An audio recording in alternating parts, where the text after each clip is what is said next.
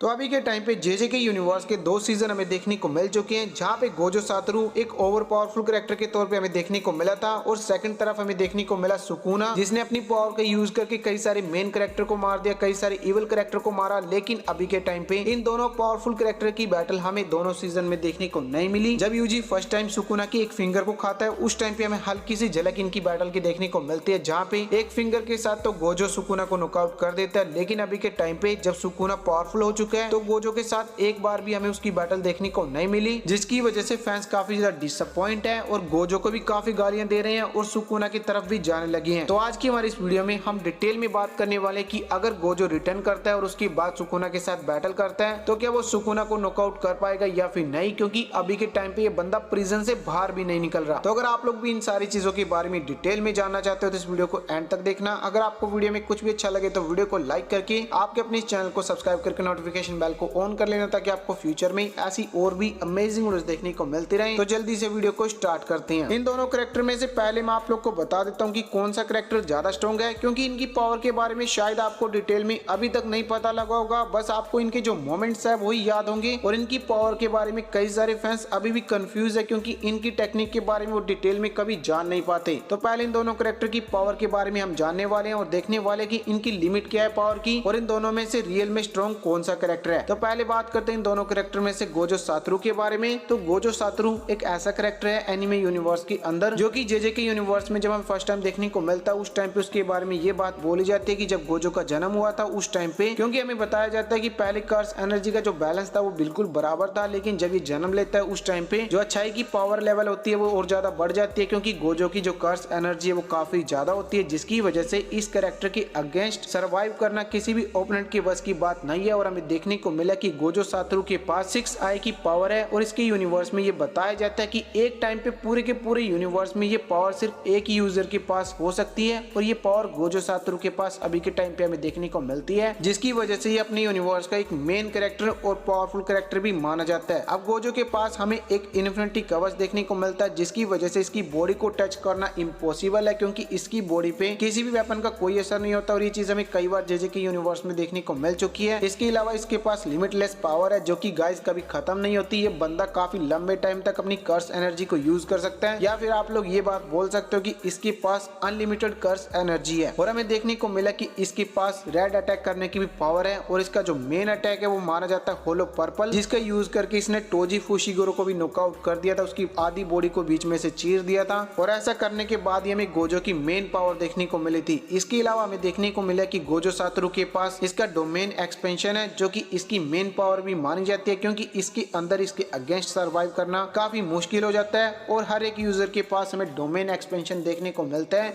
और अभी के टाइम पे गोजो सातोरू का जो डोमेन एक्सपेंशन है वो सबसे पावरफुल माना जाता है। इसके अलावा गोजो की जो स्पीड लेवल है उसको मैच करना काफी मुश्किल है, ये बंदा टेलीपोर्ट हो सकता है। तो ये सब थी गोजो सातोरू की मेन पावर। अब बात करते हैं सुकुना के बारे में। तो सुकुना की फर्स्ट अपीयरेंस हमें देखने को मिलती है उस टाइम पे गोजो की एक टाइम पे बैटल भी इसके साथ होती है, लेकिन उस टाइम पे गोजो के पास सिर्फ एक फिंगर की पावर थी, जबकि गोजो सातोरू उस टाइम पे सुकुना का मजाक बना रहा था। तो आप लोग अंदाजा लगा सकते हो कि उस टाइम पे सुकुना बिल्कुल वीक था, लेकिन अभी के टाइम पे सीजन 2 में जितने कांड इसने किए, इस बंदे ने महारागो को नॉकआउट कर दिया, मेगुमी की बॉडी को कंट्रोल कर लिया, यूजी के साथ ऐसी चीजें की जिसकी वजह से यूजी का दुनिया में रहने का मन नहीं करता। इस बंदे ने यूजी को पूरी तरह से तोड़ दिया, और यूनिवर्स के अंदर एग्जिस्ट करने वाले पावरफुल कैरेक्टर भी इसके नाम से कांपते हैं। और गोजो सातोरू अभी के टाइम पे प्रिजन में कैद है। अगर सुकुना के पास अपनी 20 फिंगर हो, उस टाइम पे ये बंदा इतना पावरफुल होता है कि इस कैरेक्टर को रोकना लगभग इम्पॉसिबल है, और ये कई हजार सालों से कभी भी नहीं आ रहा। और अभी के टाइम पे ये यूजी की बॉडी में आने के बाद अब मेगुमी की बॉडी में आ चुका है, और मेगुमी के पास जो 10 शैडो टेक्निक है उसका यूज भी ये बंदा कर सकता है, क्योंकि इस बंदे ने एक टाइम पे महारागो को भी नॉकआउट कर दिया था, और जो बंदा इसे नॉकआउट कर देता है वो बंदा महारागो को पूरी तरह से कंट्रोल कर सकता है, उसे यूज कर सकता है मेगुमी की बॉडी का यूज करके। और अभी के टाइम पे सुकुना ये चीज करने वाला है, जिसकी वजह से सुकुना और ज्यादा स्ट्रॉन्ग हो जाता है। पहले से हमें इसके पास कट की पावर देखने को मिले, जिसकी वजह से बंदा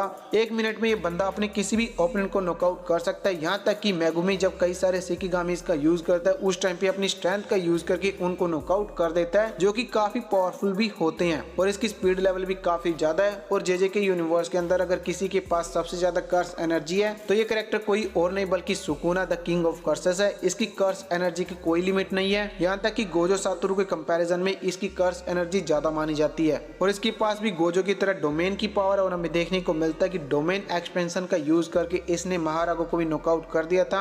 हालांकि महारागा काफी पावरफुल कैरेक्टर है, लेकिन उसके बाद भी डोमेन के अंदर ये बंदा सरवाइव नहीं कर पाया था। तो ये सब है सुकुना की पावर एंड एबिलिटी। अब इन दोनों कैरेक्टर के बारे में डिटेल में बात करने के बाद बात कर ली जाए कि इन दोनों में से कौन सा कैरेक्टर इस यूनिवर्स के अंदर पावरफुल कैरेक्टर है। देखो जेजे के यूनिवर्स में ये चीज बोली जाती है कि सुकुना के कंपैरिजन में गोजो सातोरू का पावर लेवल काफी ज्यादा है और ये ऑफिशियली कंफर्म भी किया गया था। लेकिन इस यूनिवर्स के अंदर गोजो सातोरू एक साइड कैरेक्टर के तौर पे हमें देखने को मिला था, क्योंकि यूटा और यूजी जैसे मेन कैरेक्टर हमें देखने को मिल चुके हैं जिन कैरेक्टर को ये बस गाइड कर सकता है। और अभी के टाइम पे गोजो सातोरू प्रिजन में कैद है। लेकिन अगर बात कर ली जाए सुकुना के बारे में तो अभी के टाइम पे सुकुना के पास हमें गोजो सातोरू के कंपैरिजन में ज्यादा पावर देखने को मिली है। यहाँ तक कि उसके पास मेगुमी की बॉडी है जिसकी वजह से ये बंदा टेंसेकिगामी इसका यूज कर सकता है। यहाँ तक कि उसके पास पूरा महारागा है और अगर आप लोग महारागा के बारे में डिटेल में जानते हो तो वो किसी भी टेक्निक को अडेप्ट कर सकता है और ये बंदा गोजो की टेक्निक को भी अडेप्ट कर सकता है और सुकुना की हेल्प कर सकता है गोजो को हराने में। और अभी के टाइम पे अगर गोजो सुकुना के साथ बैटल करने आता है तो इस टाइम पे सुकुना गोजो के कंपैरिजन में ज्यादा पावरफुल होगा। तो मेरे हिसाब से इन दोनों कैरेक्टर में सुकुना ज्यादा स्ट्रॉन्ग है अभी के टाइम पे। और इस वीडियो में आगे बढ़ने से पहले मैं आप लोग को स्पॉइलर वार्निंग दे देता हूँ। आप लोग इस वीडियो को आगे तभी देखना जब आप लोग स्पॉइलर्स के बारे में जानना चाहते हो, वरना आप लोग इस वीडियो को यहीं पे खत्म करके जा सकते हो। तो अगर आप लोगों ने मांगा पढ़ी है तो मांगा के अंदर गोजो सातोरू और सुकुना की बैटल हो चुकी है, जहाँ पे सुकुना महारागा को भी यूज करता है। उस टाइम पे गोजो इनके साथ अकेला बैटल करता है, लेकिन गोजो को एंड में जाके सुकुना मार देता है, यानी कि सुकुना विन करेगा इन दोनों की बैटल में। लेकिन उसकी आगे की स्टोरी अभी तक हमें देखने को नहीं मिली। बाकी आप लोग नीचे कमेंट करके मुझे बताना कि इन दोनों कैरेक्टर में से आपका फेवरेट कैरेक्टर कौन सा है। और अगर आपको वीडियो में कुछ भी अच्छा लगा तो वीडियो को लाइक करके चैनल को सब्सक्राइब करके नोटिफिकेशन बेल को ऑन कर लेना, ताकि आपको फ्यूचर में ऐसी और भी अमेजिंग वीडियोस देखने को मिलती रहे। तो चलिए फिर मैं मिलूंगा आपसे हमारी अगली वीडियो में, तब तक के लिए बाय बाय।